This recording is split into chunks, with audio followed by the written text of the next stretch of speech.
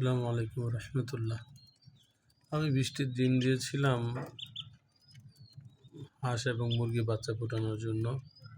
মেশিনও নয়, ইনকিউবেটরও নয়, কিংবা হাঁসও নয়, মুরগিও নয়। এগুলো দিয়েছিলাম একটা হারিকেনের উপরে। এই হারিকেনের উপরে 20টা ডিমের মধ্যে আমি সম্পূর্ণ তাপটা নিয়ন্ত্রণ করতে পারিনি। অ্যাকচুয়াল যে তাপ দেওয়া দরকার ছিল সেটাও দিতে পারিনি, যার কারণে আমার অনেকগুলো বাচ্চা মারা গেছে। কিন্তু তারপরেও আমি খুশি যে আমি 5টা বাচ্চা পেয়েছি। সেই বাচ্চাগুলো পেয়ে আমি আসলে আনন্দিত, খুশি। কি সুন্দর খাচ্ছে। আমার হাঁস মুরগি ছাড়া বাচ্চা ফুটাতে পেরেছে, আল্লাহ তৌফিক দিয়েছেন। এই জন্য আমি হাজার কোটি শুকরিয়া। নতুন একটা কিছু শিখলাম, এটা দিয়ে হয়তো বা সামনে আস্তে আস্তে আগাতে পারবো ইনশাআল্লাহ। আসসালামু আলাইকুম রহমতুল্লাহ।